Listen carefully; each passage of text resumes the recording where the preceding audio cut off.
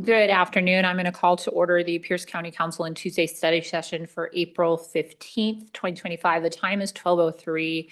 We have all council members present except for Councilmember Herrera and Ayala and Krueger, who we are expecting, but at this moment, they are not in the room.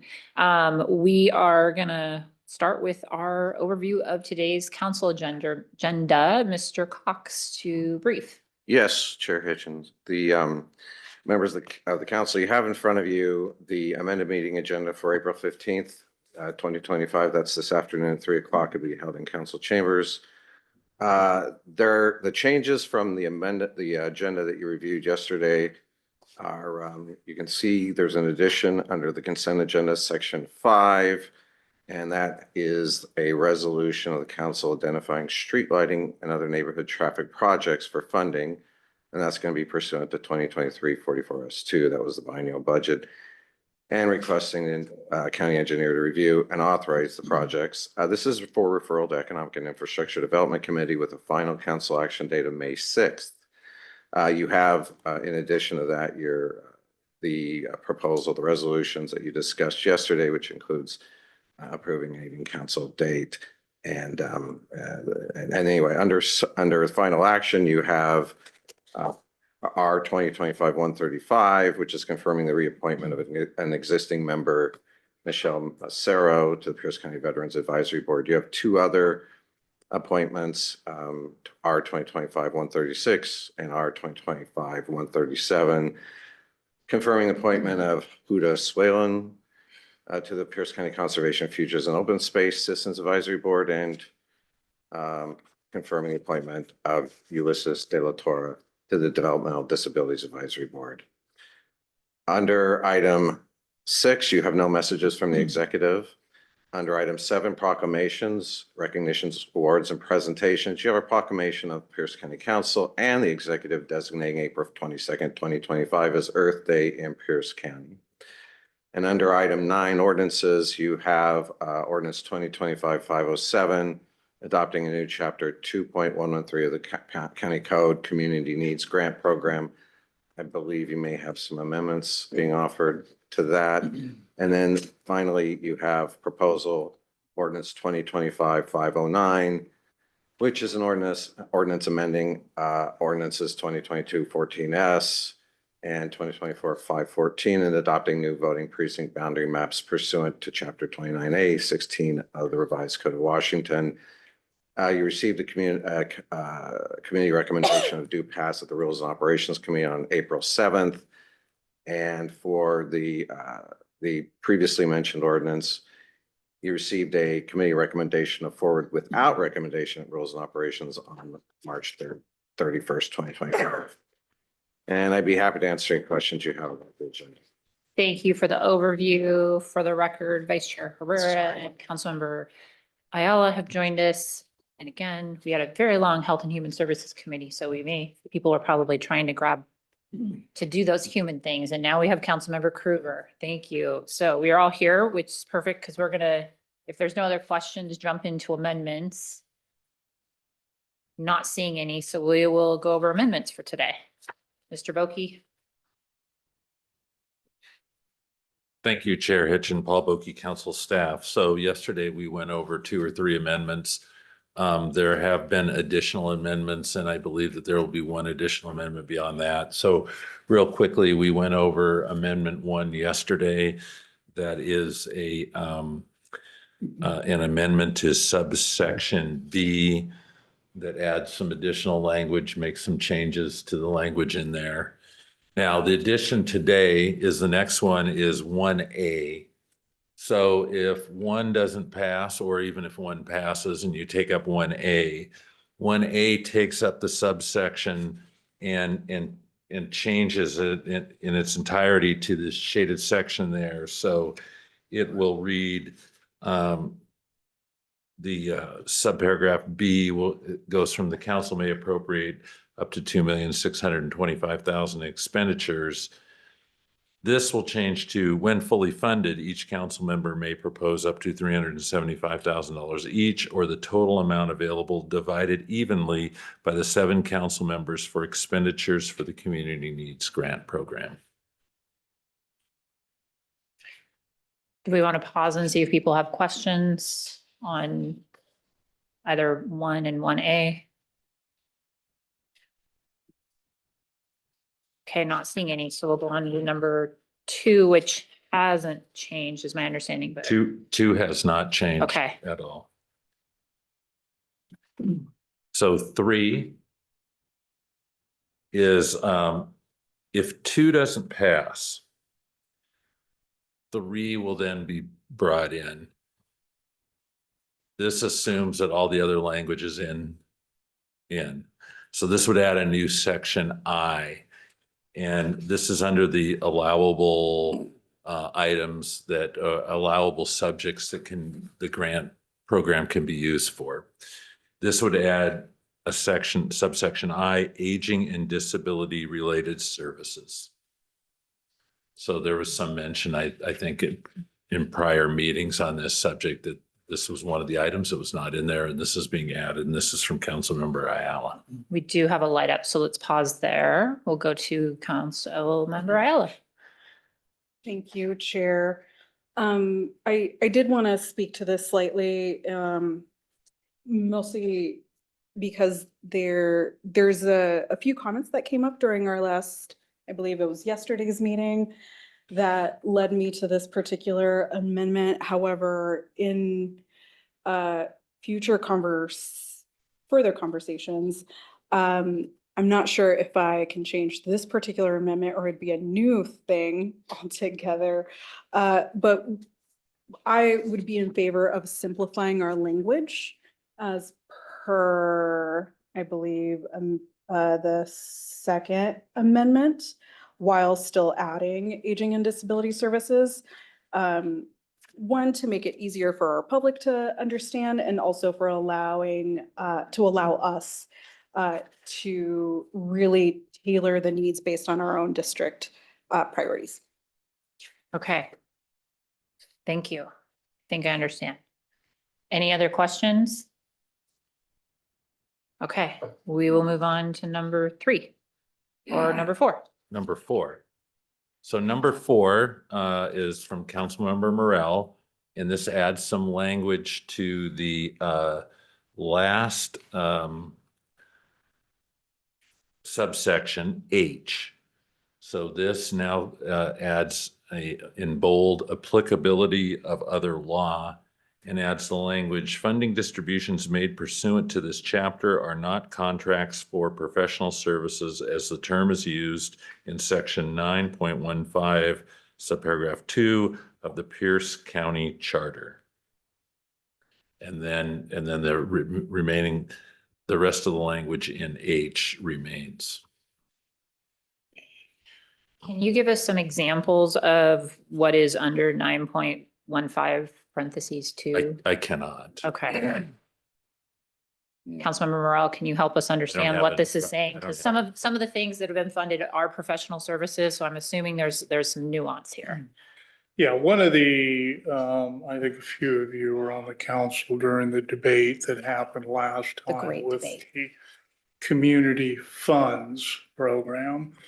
One of the interpretation, and we were backed up by the deputy prosecutor, is in the charter, there is a competitive element of services, and it defines it as professional services. And so what I made a request to Ms. Long, who made a request to Katie Blinn, I need clarifying language to make sure we're not repeating the same problem we had last time. And this is Deputy Prosecutor Katie Blinn's response to that, saying it is different and this is why it's different. So that's why I'm including this in there, to make sure that that argument doesn't come forward again. So, and I can give you the whole we could forward the whole context of the discussion with Deputy Prosecutor Glenn on this subject matter.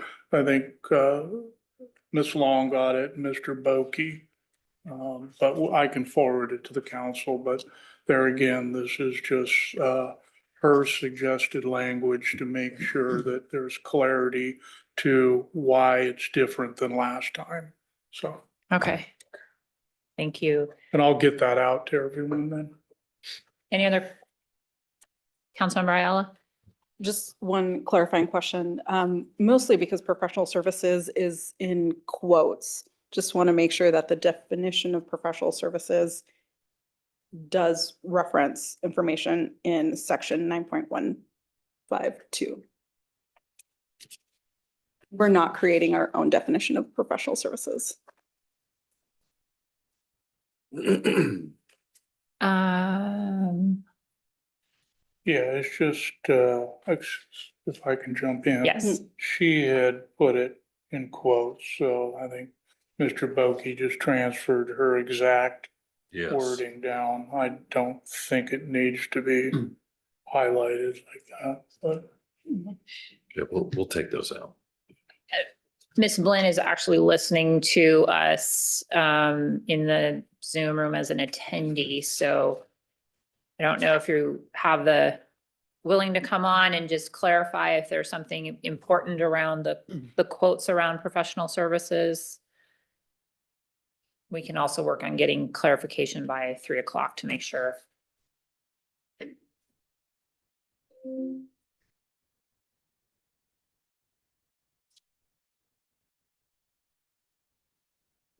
Thank you. We were phoning a friend. Good afternoon. Were you able to hear the conversation? Yes, yes. So the charter, as Councilmember Morrell explained, the charter does require competitive procurement for contracts for professional services. So this amendment is simply to explain that the grant program you would be creating, that the council would be approving and creating, does not fall under professional service contracts. That is in the chapter of code that is also mentioned in the same paragraph, I believe it's 2106. Okay, thank you.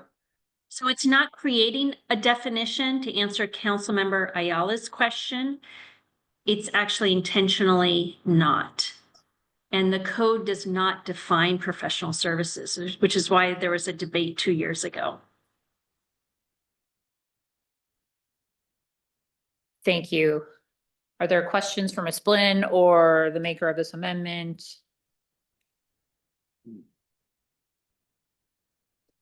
So I think the thing that we keep coming back to is that this is taking what has happened kind of unofficially in the past through grants or appropriations and really creating that structure. I appreciate that there's a difference between putting out a bid to fix an elevator versus someone wanting to invest in a youth sports program for students in a school district or something that you might choose to do in your community. And I think this will be a good way to kind of clarify that and create that structure, but we'll see where we go with this afternoon with the amendments. Councilmember Krueger. Thank you, Chair. I appreciate the amendment, but I'm trying to discern, could that, by tweaking or redefining, perhaps cause it to look more like a gifting of public funds? Not a lawyer. I'm just wondering if, would the auditor maybe question, I don't know. Mr. Taylor grabbed the microphone, so I'm going to let him explain. Well, I may, Chair, I may use the phone a friend function as well, but I will say that the program still is intended and required to be for a public purpose, which implies that it's not a gifting of public funds. And, you would have to still scrutinize with each proposal to ensure that it complies with the law in that regard. But the program as structured in this ordinance states clearly it's for a public purpose. And is there any definition on how much of the public? If it is just a specific community or the county or the state or just whatever the authorities writing the policy determine? I understand your question. Are you asking, is there a requirement as to the number of members of the public that are benefited from a allocate? I'm not certain if I'm understanding your question 100%. It's difficult when you, like if, I'm trying to think of an example on that, because I get it if there's a skate park and it's only going to benefit basically those within the area, because I don't think somebody from Seattle is going to drive to Eatonville for a skate park. Yet that could be something that the taxpayers want to have their dollars used for. But when I look at there's like virtually anything could be defined as public purpose. And I get concerned when the definition of property and eminent domain and all of that gets turned into a public purpose that could be anything. Similar to, again, I may lean on Katie if I need to here, but similar to the allocations that the council makes for miscellaneous current expense, for instance, there's a requirement that the public benefit be articulated. There be a public benefit agreement that outlines what is being provided and how the public will benefit. Typically outlines or identifies the results that are sought, the measurable results that will be achieved from that public investment. I know that's the intent here with the Community Needs Fund, that similar agreements would be entered into before the funds were awarded to organization. So I would expect that those agreements would address perhaps the concerns or questions that you're raising about ensuring, that the investments are in the public's interest. I get it. Thank you. Thank you, Chair. I guess I would add that because of the way we do our budgeting for this, we would determine if we thought there wasn't a community need being met, even though it's not like the way it's set up.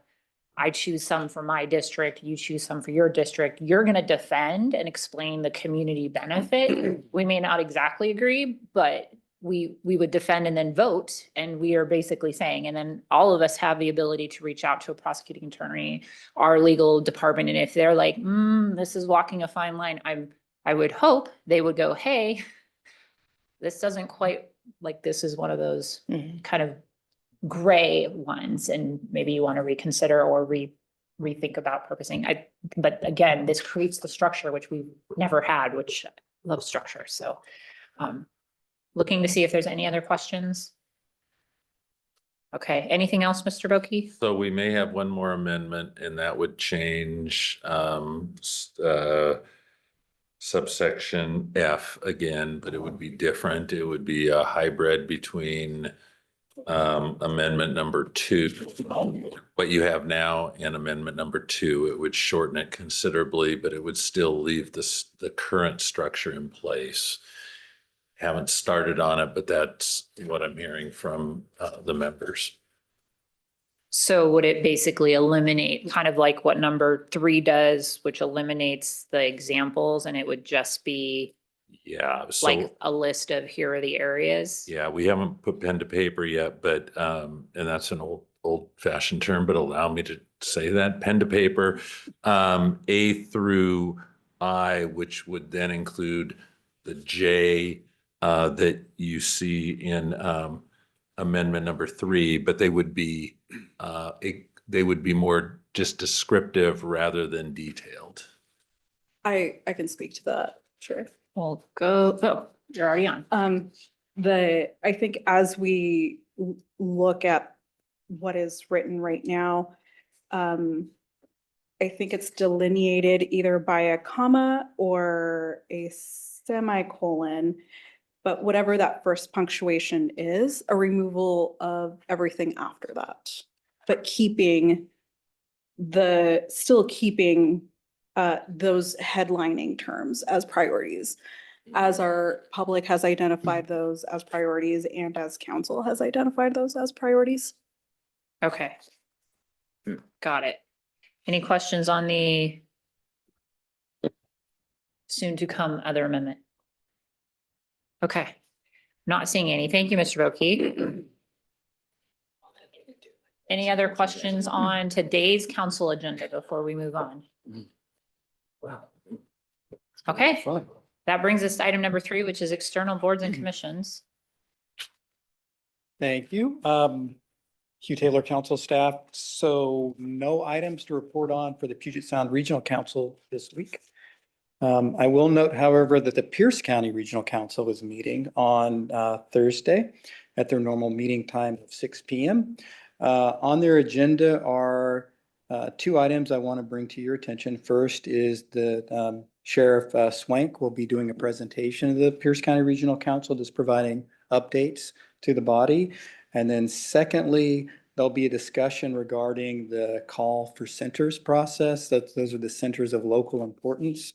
So staff will talk about what jurisdictions need to do in order to have a new center considered. So a call for those centers. That process, I understand, takes a couple of months. So this is the initial announcement so that communities can begin to pull together their application materials to come back to the Pierce County Regional Council for consideration at a later date. So those are the items that I have to report on today. Thank you. Thank you. Any other boards and commissions? We'll go to Councilmember Ayala. I feel like I'm speaking a lot today. Okay. Pierce Transit met yesterday. There was a resolution commemorating Pierce Transit's 45 years of public transportation. It includes millions and millions of rides.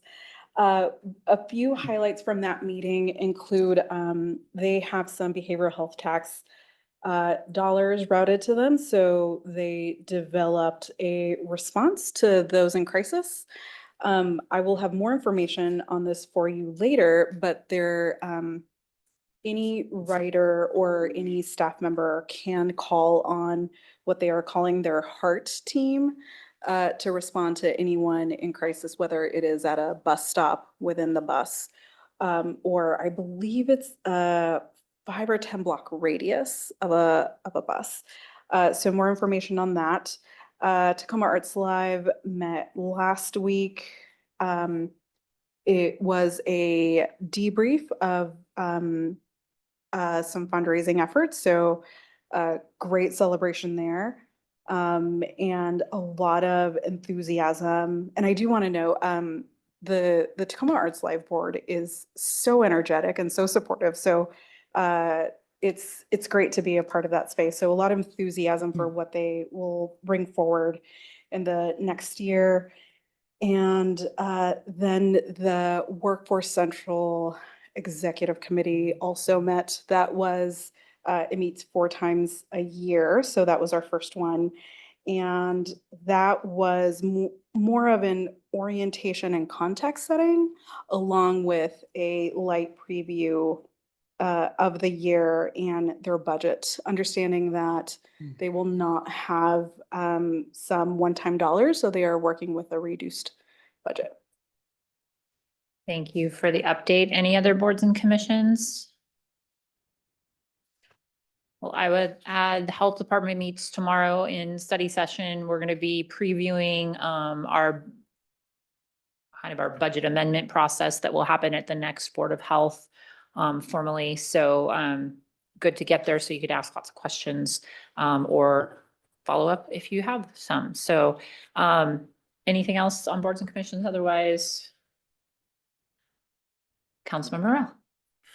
Just to, and this may not be a subject that needs to be voiced in this type of a meeting, but obviously with the media coverage pertaining to the Department of Health, is there anything that's going to be coming out of that TNT article pertaining to, So well, yeah, so as the article stated, the Board of Health has asked that there be an independent investigation, which is our normal operations, whether it's a director or an internal lower level employee. We go to outside entities to do a formal investigation, and they're taking it very seriously. And we started it as quick as we could get it off the ground. So that process is underway. okay, thank you for Yep, thank you. that information. Councilmember Yambe. So I just want to throw in that I did attend the JMAC meeting and did a little update on senior aging services as we got that presentation today and committee and a couple tours with my council colleagues, including Councilmember Ayala at the warehouse for Eloise's Kitchen and a jobs program tour with Councilmember Morrell, and that was great. And yeah, these are great opportunities, getting to see incredible work happening in our community to address housing and homelessness and food insecurity. So we're good. Thank you for the update. Okay, so I don't have any chairs topics unless I've forgotten. Okay, good. So we go to our communications update from Mr. Dominique, who is back. Did you get ears while you were in Disney? Ears? Okay. Good morning, Madam Chair, members of the council. For the record, I did get ears while I was at the Disneyland Resort in Hawaii. Wear them, wear them, wear them. My daughter would love that, so. So would we. Yeah, so I am back. Glad to be back. I had a great time. There was a lot of movement on proclamations while I was away, it looks like. So I'm putting some effort into making sure we smooth it out. Again, I've mentioned before, we're doing some work around our proclamations procedure to kind of streamline that, specifically around how we manage invites. When a council member first sees a proclamation that they're bringing forward. So those are some items we're looking into. Hopefully we'll have some proposals to present to the council here in the next month or so. So some work on that, but we do have a couple proclamations that I will be sending you following this meeting. One is for Public Service Recognition Week, and the other is for Small Business Week. These are both proclamations that will be at our District 4 and district meeting.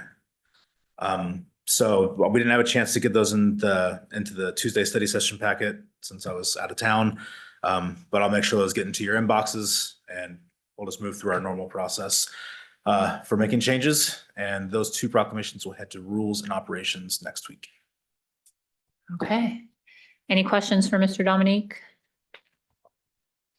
Councilmember Denson?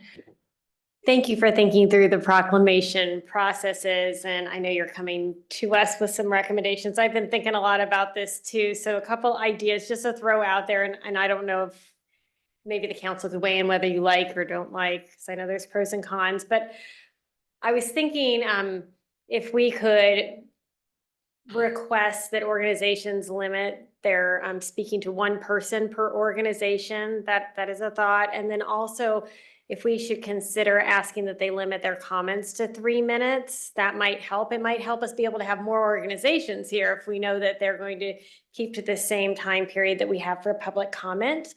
And then I'm just throwing this out there. I know we're doing an Earth Day proclamation today, and we have a slide that was submitted. It's adorable.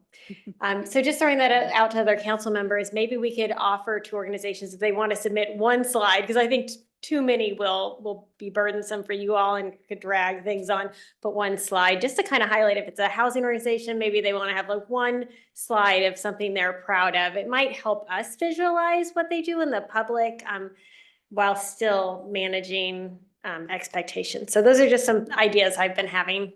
Thanks. Thank you, ma'am. We will definitely be exploring those. I can comment on the speaking arrangements. So we do ask guests coming to a big group coming for a proclamation to limit their speakers to 3. And we let them kind of self-regulate that, who those 3 speakers will be. And then but we do like, limit to 5 minutes. But probably moved it to 3 could be beneficial. Thank you. Thank you for that. Any other feedback or ideas while we're on the topic? Okay, thank you, Mr. Dominique. Welcome back. Thank you. Anything else that we need to cover?